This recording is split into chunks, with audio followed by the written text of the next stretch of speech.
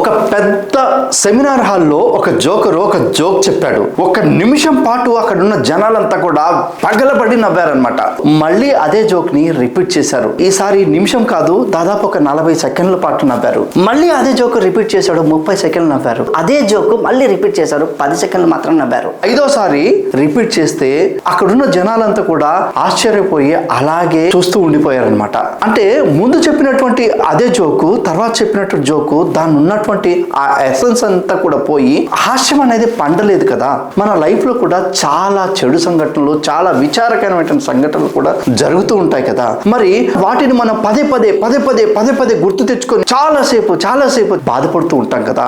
మన జోకర్ చెప్పినటువంటి జోకు 4 సార్లు చెప్తే ఆ జోక్ యొక్క ఎసెన్స్ తగ్గింది కదా, మరి బాధ కూడా తగ్గాలి కదా పదే గుర్తు చేసుకుంటే. మరి వాస్తవంగా అలా జరగట్లేదే, ఇంకా ఎక్కువ బాధపడిపోతున్నాం. మీరు జరిగినటువంటి సంఘటనలన్నీ కూడా మర్చిపోండి.